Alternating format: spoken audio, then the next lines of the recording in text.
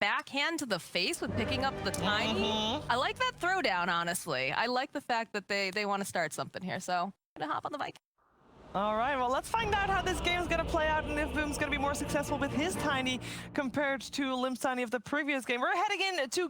Thank you very much, Steve. Yes, a lot of interesting things to look at it here, Fogged. We're getting this last big Tiny. Now, very much Viking, I guess, wanting to say, hey, look, we'll show you how it's done. And Alliance, they come in with this last pick PL, a carry that the panel wasn't completely sold on. I mean, is Nico maybe going to have an easy game as this PL, or is this actually quite a difficult game for him to play into? If he's able to absorb the space and can make it to the later stages, yeah, it could look like a pretty damn good PL game. But that's saying if he can make it. I'm seeing a lot of greed coming out from Alliance, and I think it's definitely punishable. I think Viking, they have the exact lineup to actually punish this very greedy lineup as they're running in for the 5 fight. They are. They're going to try and start some action off it. That won't quite be able to continue to chase that S4. Celery, I think he forgot where he was. That was a proper where am I? As he steps up to the high ground and... yeah, he looks like he has some decent targets to burst down.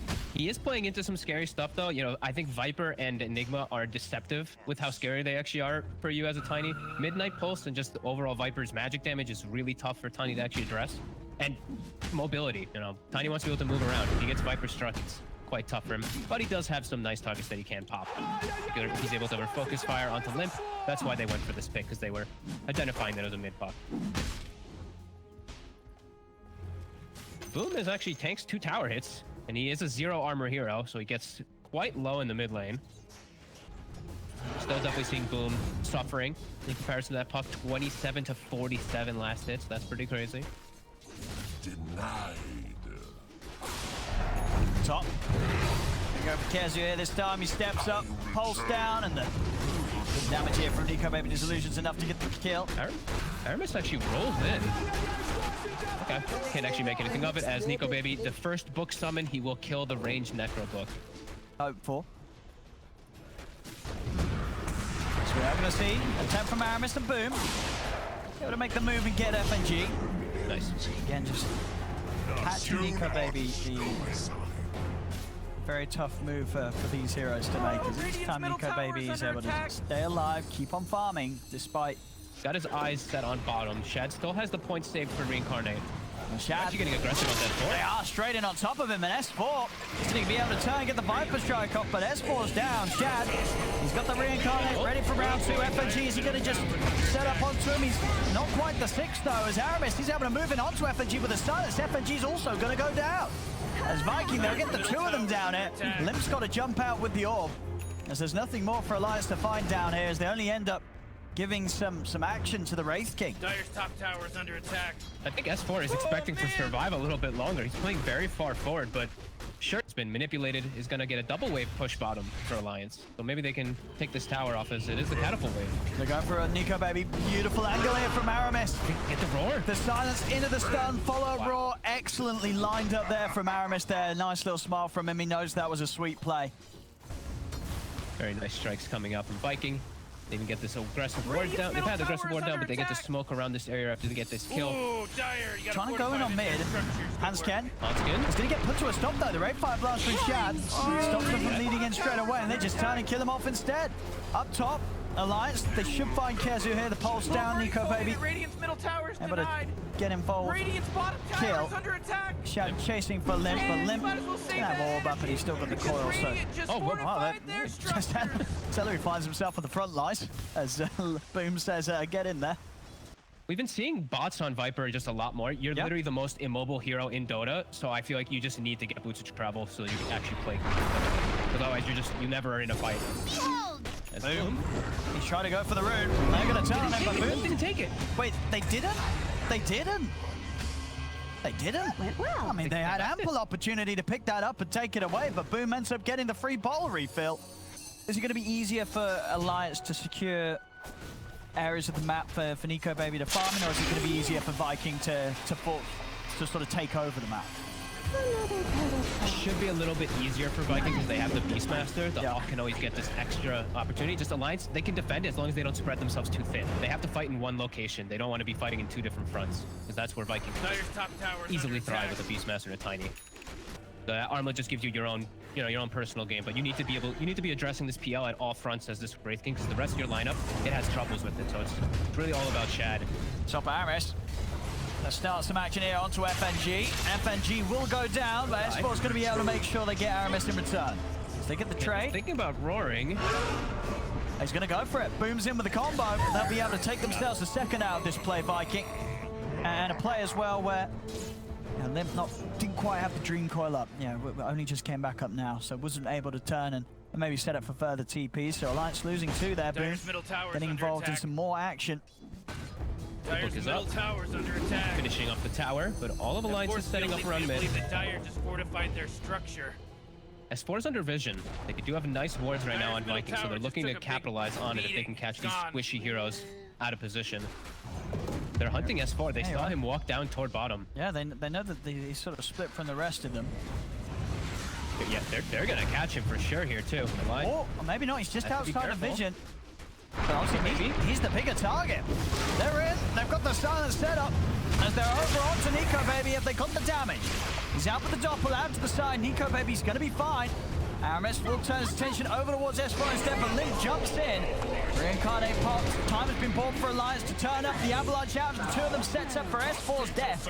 Aramis keeping himself off to the side as he's low, but they have the control on how to get the damage from Celery's impetus to take down a second. Don't get Nico Baby, but still 2 solid kills, and to say again, just shaking up S4's game a little bit more. That's a lot in a row that he just keeps getting grabbed by him. Oh, they see Limp passing by. Hanskin. Hanskin, he's going to mess this up here, yeah. Smoke comes off for Kezu, they know that. And now Limp, he's quick with the jump, he's going to move it on to Kezu. Kezu's got the BKB, he's going to stand his ground. He pops the BKB, turns, roars Limp's down. And now time's been bought for the rest of Viking coming from the side. Shad trying to focus onto S4, but being slowed down by the Viper strike. Nico Baby's able to finish off Kezu. As the BKB comes to an end, Nico Baby trying to find his next target. Moving in onto Celery. They'll lose the first life for Shad. Combo from Boom actually bringing Nico Baby down rather low. He's going to keep running. Over to the side he goes. Shad thinking about getting back in there, but FNG's got that blink black hole. They've got to be prepared for this. In he goes. With the setup onto Shad. Shad, he's going to need help. He's going to need it soon. I don't know if they can get him out of this as the toxins and the pulses on the ground just melt him.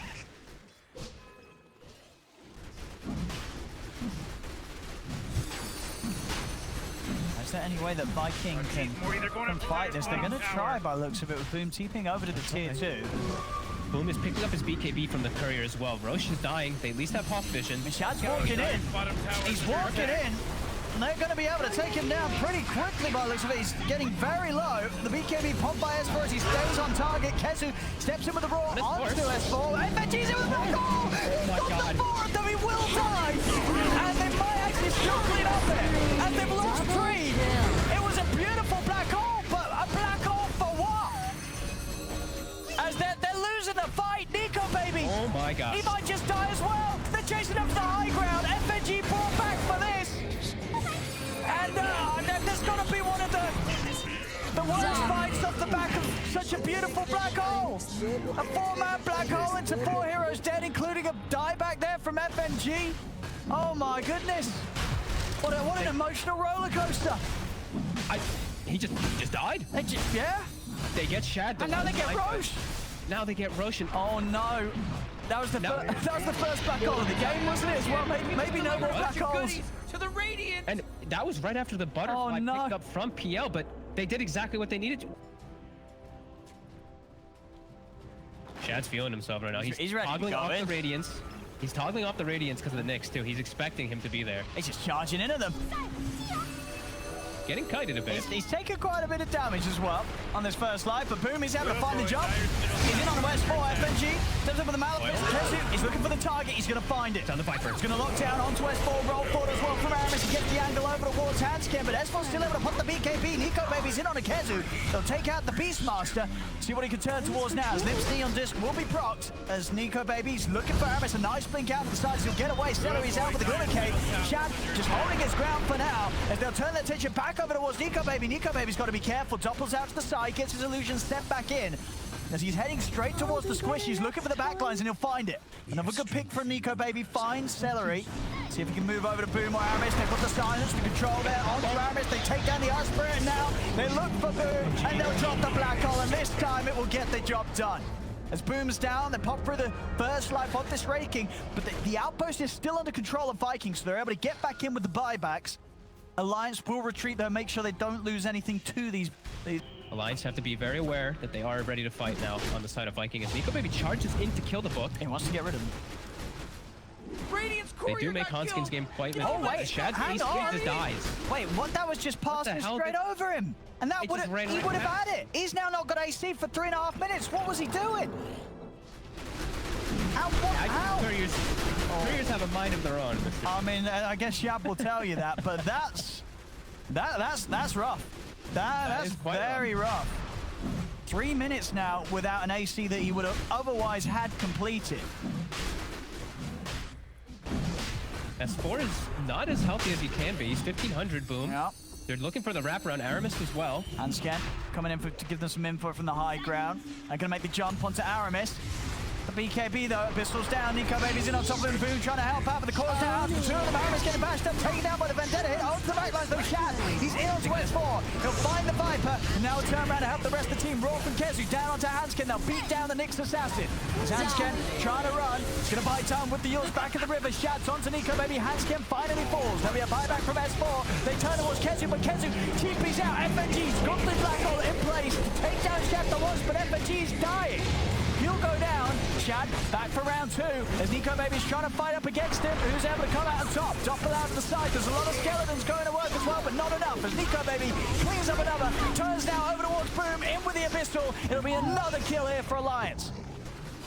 As they take down the 4 of them. S4 just huge play there with him, just literally a buyback. He dies immediately to Shad, but Shad full commits, gets himself into a weird position. S4 buyback, and he just gets everything off. His full arsenal to slow people down, and that allows Nico Baby to just rip them off to shreds. Yeah, very well played. Aegis and Cheese now for Alliance.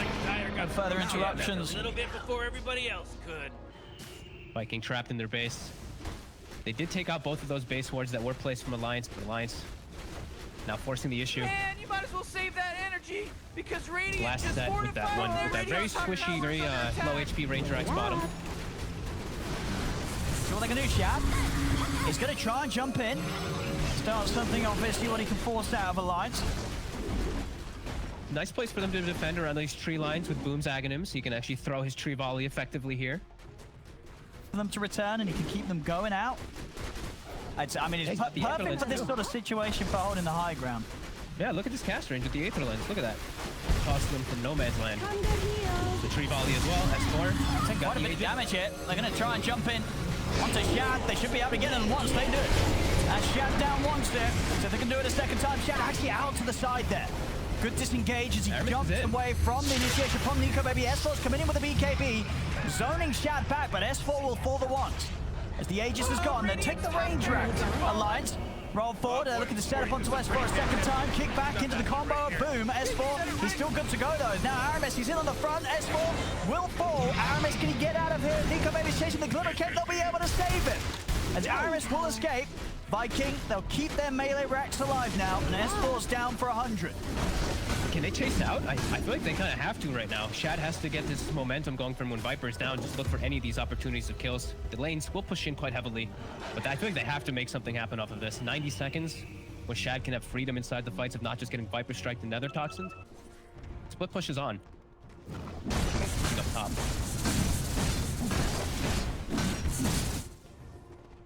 Hanskin. Celery. Over Celery. Oh, he's dead. Nice play. You see that too? The Carapace on the Storm, whatever the hell this item, Stormcrafter. Oh, hang on, S4, what's he doing? Oh, he's split.